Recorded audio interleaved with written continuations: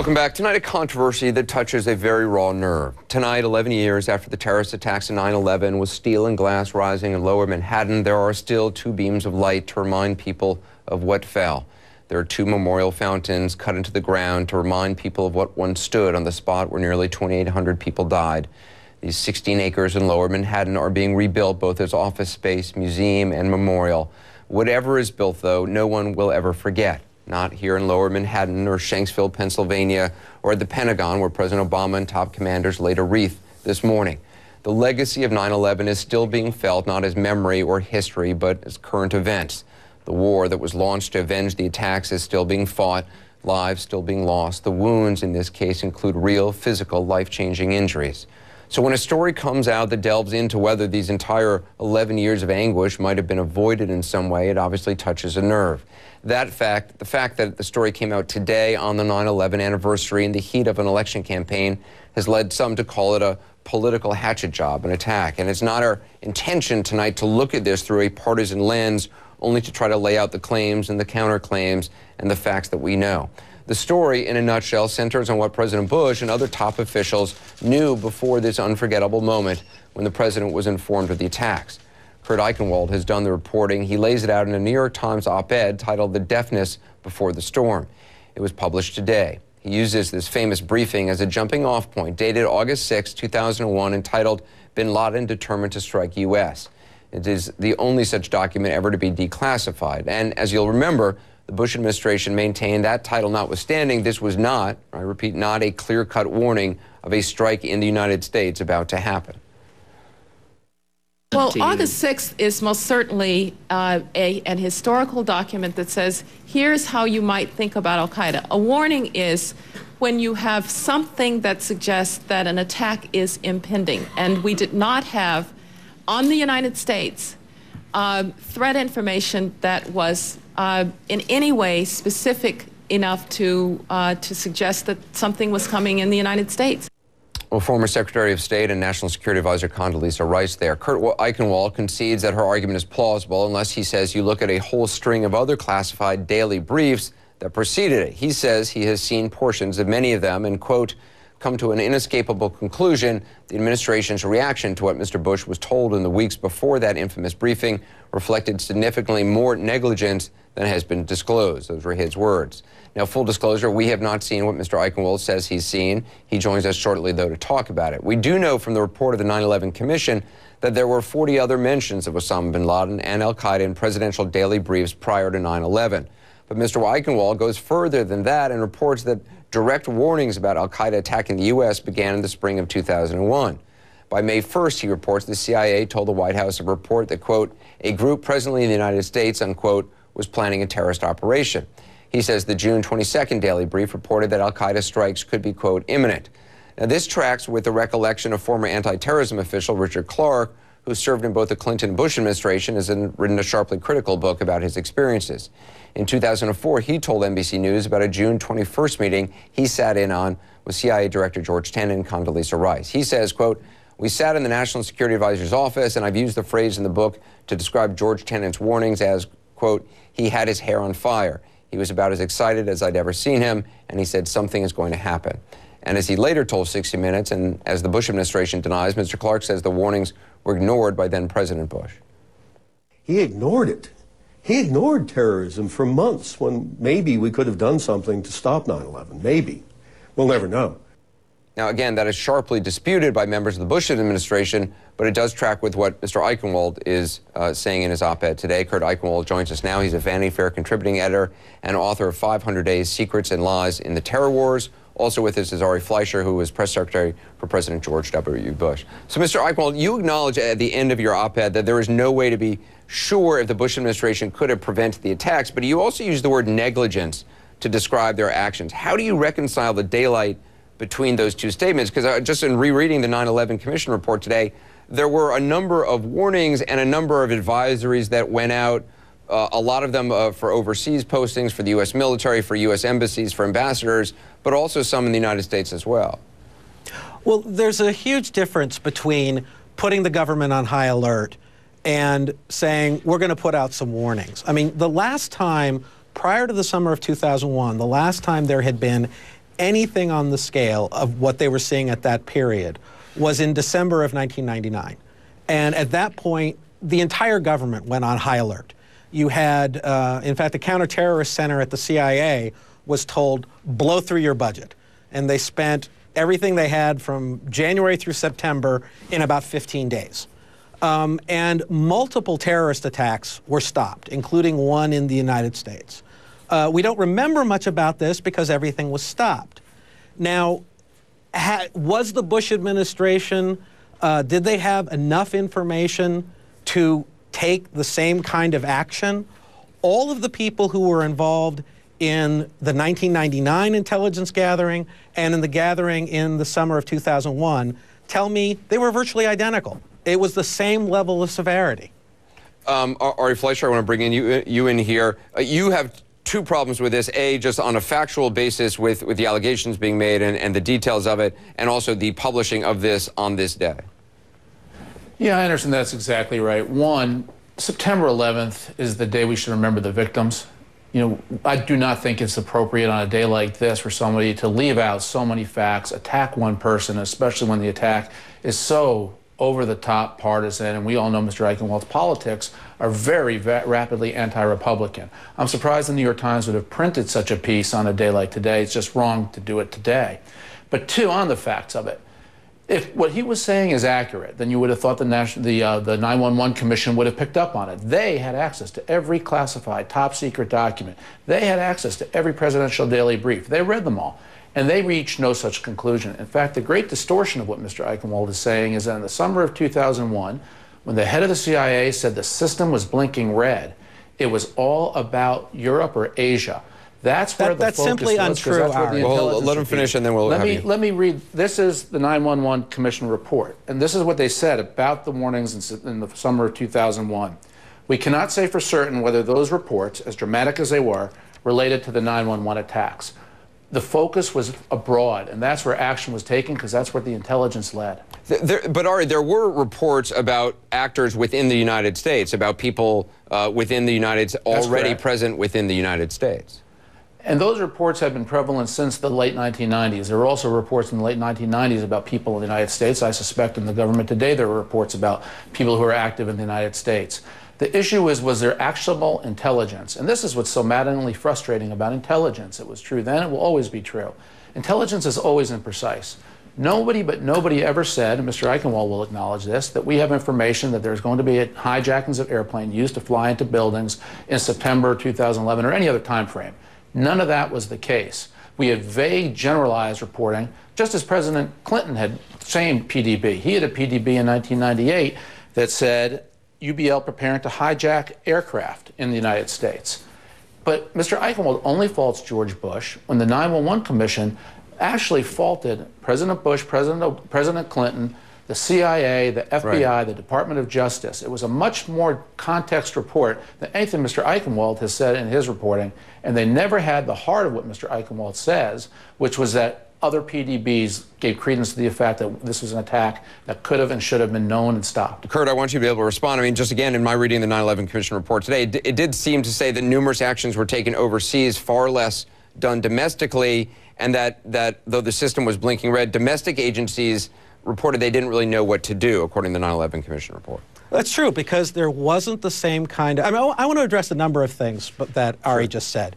I mean, number one, I want to point out, his first approach was attack the messenger. Number two, I am quoting from presidential daily briefs. Ari is not coming in here and saying, oh, I have other information. I don't know what he's saying. Is he saying I'm just lying and making them up? Ari, this is what it says. Now, you can hold Kurt, up the 9/11. Ari, I allowed you to speak. Would you give me the same benefit? Yeah. Now, I'm kind of angry at Ari today because the first thing he did was send out a tweet calling me a 9/11 truther, meaning one of those people who says that George Bush orchestrated 9/11. And that's the kind of garbage, the kind of empty-headed garbage that has prevented history from taking place here. I quoted from documents that are historical documents. The 9/11 Commission did not quote from those documents. And in fact, the 9/11 Commission fought to have the very PDBs that Ari says they had declassified. And the Bush White House would not do it. Now, that's fine.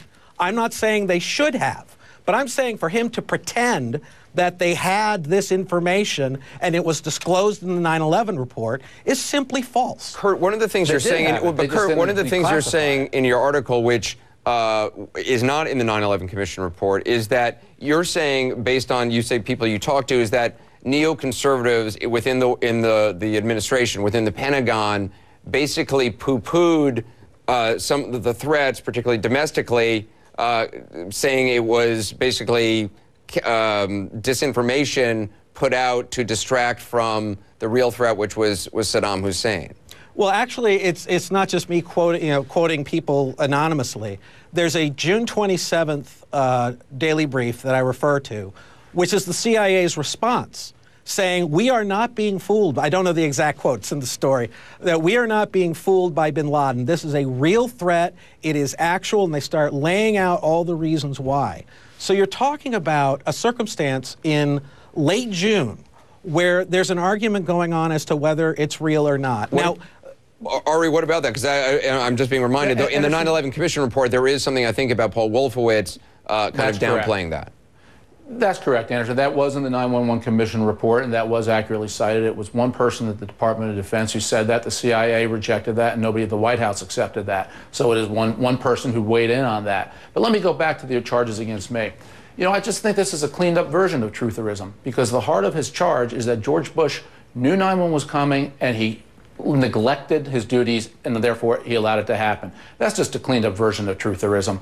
Two, on Mr. Eichenwald, and this is important because when he writes a piece that doesn't go into what the 9/11 Commission reported, that leaves out all the other fair criticisms that have helped improve the system about other presidents and about other branches of government, what you need to know is he just wrote an op-ed where he wrote that the Republican Party must be defeated in a crippling way. The Republicans are liars, they threaten democracy, they threaten America, and they're severely unhinged. So you really do have a rabid partisan who was able to use the pages of the New York Times to further his anti-Bush, anti-Republican, and he wrote that in the context of why Mitt Romney needed to be defeated. Ari, if you're going to sit here and accuse me, let him finish and then Kurt. And that's why and I think that's why he's come to a conclusion that nobody at the 9/11 Commission came to. They had those PDBs. They had access to all the information. So maybe he's smarter and sharper than everybody, Democrat, Republican, who served on that 9/11 Commission. I don't think so. Kurt, go ahead. Is this politics? Absolutely not. And Ari, I'm going to go down two paths. Number one, the 9/11 Commission did not get the PDBs authorized for release, which means they could not refer to them.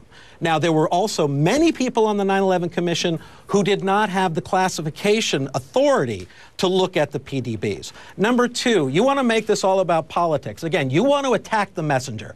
Give me one fact, one brief I'm citing. I am working at the disadvantage of actually having read them, which you haven't. Kurt, it's your omissions. It's your omissions that's the problem. Because I don't go into a lengthy description of what Clinton did and what it wasn't a partisan attack. You only go into George Bush. Because it was about what did the documents I obtained show. Sorry, Ari, if I obtained documents... Because you neglected all the information in the 9/11 Commission report that did improve our system by citing what was missed when President Clinton was in office, what was missed... See, Ari, and that is why... Kurt, you're saying you were focusing basically on the summer before 9/11 to show the sort of the drumbeat that was occurring in those immediate months. Is that right? I was not playing a game of, well, I mean, it's like a child. It's like saying, well, Billy did this, but Bobby did that. It's not about that. It is about what did the documents I obtained and saw show. I'm not going to run around and say, gee, I have a news story, but Ari Fleischer might be afraid or upset that I'm not spinning it enough in order to bring in Clinton. And Kurt, to the argument that... Absolutely. Kurt, has nothing to do with this. To the argument that you shouldn't have published on this day, what do you say? I say that I've spoken to far more family members, far more victims, families of the 9/11 attacks than Ari has. And I will tell you, I've heard from 4 families today. You don't know that. I've heard from 4 families today thanking me. The last thing I've ever heard from them is, gee, we don't want to know what happened. These people starved for what happened. You didn't tell them what happened. You didn't tell them what happened. You Ari, distorted again, what tell me happened. one You didn't get into what fact. the 911 Commission reported. One fact that isn't right, Ari. You're not answering the question. Exactly what I discussed before. In the summer of 2001, as the 911 Commission makes clear, the reporting that we had, that George Tenet cited, that the 911 Commission cited, was about attacks abroad. That's why the system was blinking red in the summer of 2001. I read you the paragraph. It's exactly from the 911 Commission report. That's exactly what 911 Commission Anderson, read said. him the May 1st. The reporting was focused abroad. Read him the May 1st. Now, that reporting brief. may or may not have been right in the summer of 2001. you can keep talking over me, but it's a lie. There were reports about actions within the United States, and my reading, and again, I just read a couple of chapters today before Very this vague, interview. Anderson. Yeah, vague. There's no doubt. The 9/11 says there are a few specifics regarding time, place, method, or target. And Kurt, you don't dispute Just that. as in 1998, but President Clinton received the same report. I mean, one of the things I really want to point out here, one of the most despicable things that was done in this is the CIA produced tons of information. Tons of information. Typical intelligence. It didn't say at 8 o'clock in the morning on 9/11 at the World Trade Center, this is going to happen. Intelligence isn't like that. And anybody who thinks it is doesn't read intelligence. And what you do have is enough information to act on, to go on alert, to do the kinds of things that were done in 1999. Now, I am not Kurt, saying... you're saying that there should have been a higher level of alert given out domestically based on the information that was given, that was there, and that would have allowed lower level people at agencies to connect dots more based on local intelligence they have. I mean, let me throw in two stories here. One thing that's referenced in the article and in the book 500 Days. On July 9th, members of the Counterterrorist Center met in the basement of the CIA to discuss whether or not they should all put in for a transfer. And the reason they did that was not because they felt like it, not because they were bored, but because they kept coming forward with this information and no action was being taken, not the action they thought should be taken. And the suggestion went out, and the lead person in the room said, we can't get enough people in here. There aren't people qualified to do this. We're the only ones qualified to ride this thing down. Okay. And Anderson, this is my beef here. This is the biased telling of a story. The same thing. I'm sorry if you don't like what the intelligence agents say. Said that they should resign. Don't interrupt. Remember that. Okay. In the late 1990s, people said that they should quit their jobs in intelligence and defense because we didn't take a shot at Osama bin Laden when we had a shot. Absolutely, under President that's true. Clinton. This is common second guessing that does take place. But in the instance you cited, this was the part that came from the Department of Defense where they said, one person at Defense, don't pay attention to it. That was rejected. So you hear this kind of thing all the time in federal agencies. People aren't listening right now. Ari either doesn't know what That's been the case forever. It will always be the case of people having those thoughts in government. But it still doesn't represent the fundamental distortions that Mr. Eichenwald is telling. I got to jump in. I just want to give you each a last comment. Mr. Eichenwald. Ari is either willing to throw out information he has no idea what he's talking about, or he's willing to lie. I mean, the bottom line here is he wants to say one person said this thing about Iraq and nobody cared. Well, then why did I read a presidential daily brief? That's what the commission says. Why did I read a presidential daily brief that had to deal with all of this? Why did I speak to intelligence officials who said this was an enormous problem they have to overcome? Every single time Ari hears a fact he doesn't like, it's partisan. You want to say Clinton messed up? Clinton messed up. You got it. Clinton messed up in ways you haven't even brought up. Clinton messed up in ways that aren't even public yet. Read my book. But, you know, the reality is I am writing about the documents I obtained. Ari wants me to run off and say I have to talk about Democrats too, because my article, just because it's based on documents I obtained, can't be about what happened. Okay, and I am not a spinmeister. He is, and he's not telling the truth. And Ari, I just want to give you a final thought, and then we got to go. And I'm also somebody who read the entire 911 Commission report. So am I, Ari. And I saw what they said, and I see how it's distorted in the reporting here, which wants to lead people to the conclusion, just like the truthers, that Bush knew and he didn't stop it. That's the fundamental argument he's making, and that's what the intelligence agencies say. It's a flawed reading of the 911 Commission report, and no one else else has done it except the truthers. Okay. If there was evidence to Anderson, support what can he I said, add, given that he's we would have insulted read me- about it in the 911 Commission report. Can I add if there one had been thing, evidence Anderson? to say that. We're way over time. I'm sorry, but you just want to say you're not a truther. Well, no, beyond that, I want to point out that, again, I never said George Bush orchestrated this, and we are here, But and you said Ari he allowed still it to has happen, not basically. cited a single Okay, I thing gotta in go. the article I'm that sorry. was wrong. We're way over time, but I appreciate both your perspective. Kurt Eichenwald, Ari Fleischer, gentlemen, thank you very much. We'll be right back.